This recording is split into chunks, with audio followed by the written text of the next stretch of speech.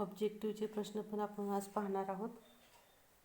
काही ऑब्जेक्टिव्हचे प्रश्न आपण यादी पाहिलेले आहेत.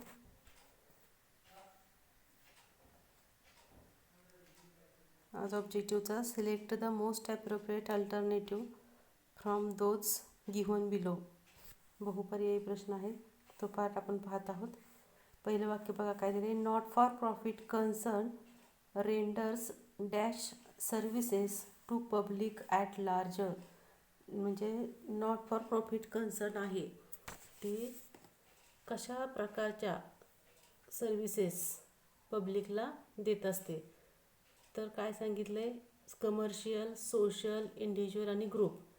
तर ह्या सेवा कोणाला देत असतात ते तर समाजाला, म्हणजेच सोशल सर्व्हिस. त्यानंतर डोनेशन फॉर स्कॉलरशिप फंड.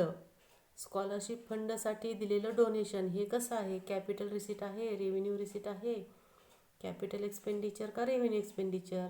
आता डोनेशन म्हणजे रिसीट असणार आहे, बरोबर. त्यामुळं डोनेशन स्पेसिफिक कारणासाठी मिळालं तर ती कॅपिटल रिसीट असते. त्यानंतर income and expenditure account is a dash account.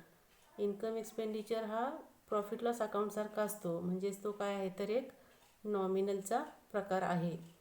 Outstanding subscription at the end of accounting year represents. म्हणजे वर्षाच्या शेवटी जे सबस्क्रिप्शन येणं असतं, आउटस्टँडिंग असतं, ते काय दर्शवतं.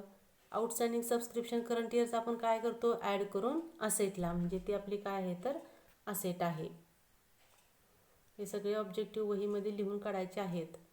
त्यानंतर subscription received in advance during the accounting year. म्हणजे ड्युरिंग अकाउंटिंग इयर म्हणजे चालू वर्षामध्ये सबस्क्रिप्शनचे पैसे ॲडव्हान्समध्ये मिळाले तर ती काय असते. ॲडव्हान्समध्ये मिळाले तर इयर एंडिंगला पण ते पैसे देणं लागत असतो, म्हणजेच ते आपली काय होते तर liability. Excess of income over expenditure is termed as. आपण प्रत्येक वेळेला प्रॉब्लेममध्ये सरप्लस आल्यावर काय लिहितो, excess of income over expenditure, म्हणजे ते काय आहे तर सरप्लस आहे. Not for profit concern prepares dash account instead of profit and loss account to know the result. Not for profit concern आहेत त्या प्रॉफिट लॉस अकाउंटच्या ऐवजी कोणता अकाउंट तयार करतात तर income and expenditure account. Closing balance of receipts and payments accounts usually represent. म्हणजे receipt payment अकाउंटचा जो closing balance असतो, ओपनिंग बॅलन्स असतो डेबिटला आणि क्लोजिंग बॅलन्स असतो क्रेडिटला. लास्टचा आयटम तो कशाचा काय दर्शवित असतो तर त्यांचा कॅश बॅलन्स किती आहे आणि बँक बॅलन्स किती आहे हे त्या ठिकाणी दर्शवित असतो. त्यानंतर 9 number. Not for profit organisation is also called dash organisation. Not for प्रॉफिटला कसलं ऑर्गनायझेशन म्हणतात तर सर्व्हिस. ट्रेडिंग म्हणजे व्यापारी नाही, प्रॉफिट मिळवण्यासाठी पण नसते आणि ती कमर्शियल पण नाही. ते कसले आहे तर सर्व्हिस ऑर्गनायझेशन, सेवा देणारी संस्था. त्यानंतर expenditure on purchase of building is a dash expenditure. म्हणजे बिल्डिंगची खरेदी करण्यासाठी केलेला खर्च हा कोणत्या टाईपचा असतो, मग तो बिल्डिंगच्या कॉस्टमध्ये ॲड होत असतो, म्हणजेच तो कसला आहे तर कॅपिटल एक्सपेंडिचर आहे. त्यानंतर write the word, term or phrase. तर पहिलं सेंटेन्स बघा काय दिले. The form of organisation providing services to the society only. ऑर्गनायझेशनचा फॉर्म कोणता की जो समाजाला सेवा पुरवत असतो, म्हणजेच कसली ऑर्गनायझेशन तर ती नॉट फॉर प्रॉफिट ऑर्गनायझेशन. म्हणजे पहिल्याचा आन्सर काय येणार, not for profit organisation. And account which is prepared by not for profit concern instead of profit and loss account. म्हणजे NPOने प्रॉफिट लॉस अकाउंटच्या ऐवजी कोणता अकाउंट तयार करतात तर income and expenditure account. 3 number. Donation received for specific purpose.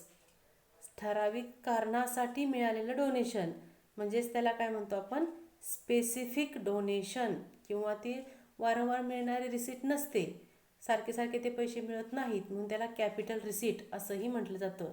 म्हणजे answer काय येणार? स्पेसिफिक डोनेशन किंवा कॅपिटल रिसीट. 4 नंबरचं वाक्य, the receipts which R not recurring in nature. पैसे असे मिळालीत की त्याचं नेचर कसं आहे? नॉट रिकरिंग, म्हणजे पुन्हा पुन्हा मिळणार नाही, एकदाच मिळणार, म्हणजेच ते कॅपिटल रिसीट आहेत. त्यानंतर 5 number, an account which records only revenue items in case of not for profit concern. काय म्हटलं आहे? अकाउंट विच रेकॉर्ड्स, असं अकाउंट की ज्याच्यामध्ये रेकॉर्ड केलं जातं ओनली रेव्हेन्यू आयटम्स.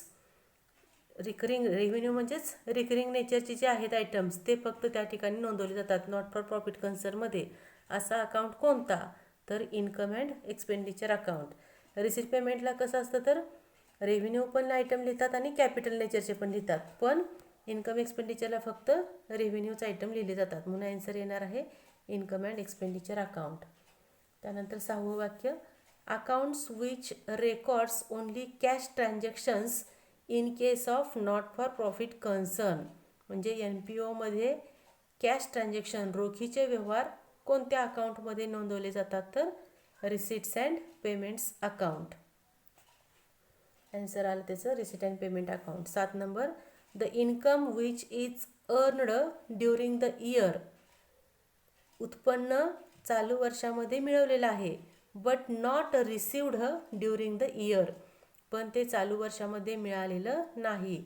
इन्कम आहे, कमवलेलं आहे, पण पैसे मिळालेले नाहीत, म्हणजेच ते काय झालं? आउटस्टँडिंग इन्कम किंवा ॲक्र्यूड इन्कम किंवा इन्कम रिसिवेबल. 3 शब्द सांगितले बघा, आउटस्टँडिंग इन्कम किंवा ॲक्र्यूड इन्कम किंवा इन्कम रिसिवेबल. त्यानंतर 8 number, the credit balance of income and expenditure account. Income expenditure अकाउंटचा क्रेडिट बॅलन्स म्हणजे क्रेडिट साईड जास्त असणार, फरक येणार कुठं? डेबिटला, मग तो काय असतो? तर सरप्लस. आन्सर त्याचं सरप्लस. 9 नंबर वाक्य, the excess of total assets over total liabilities of a not for profit concern. Excess of total asset, total assets जास्त आहेत, ओव्हर टोटल लायबिलिटीज, टोटल लायबिलिटीपेक्षा असेट्स जास्त आहेत, म्हणजे असेटमधनं ह्या लायबिलिटी वजा केल्या तर बॅलन्स कशाचा राहणार? तर कॅपिटल फंडचा. ही डेफिनेशन पण कॅपिटल फंडची होऊ शकते बघा. Excess of total assets over total liabilities is known as capital fund. Answer 9 नंबरचा येणार आहे capital fund. 10 number, all such receipts which are non recurring in nature and not forming a part of regular flow of income. म्हणजे 2 part आहेत बघा. All such receipts, अशा receipts, which are non recurring in nature, अशा receipts की ज्याचं nature non recurring आहे, पुन्हा पुन्हा उद्भवत नाहीत. And not forming a part of regular flow of income, ते रेग्युलर इन्कम पण असत नाही. मग अशा रिसीटना काय म्हणायचं? तर कॅपिटल रिसीट्स. एवढे सगळे जे ऑब्जेक्टिव्ह आहेत हे तुम्ही वहीमध्ये लिहून काढा. आता राहतोय पार्ट कुठला? इथं ट्रू फॉल्स आणि फिल इन द ब्लँक्स. ते नेक्स्ट पिरियडला नंतर मी सांगते. आता झालेले सिलेक्ट मोस्ट ॲप्रोप्रिएट ऑप्शन आणि right term word or phrase हा पार्ट तुम्ही वहीमध्ये लिहून काढा. धन्यवाद.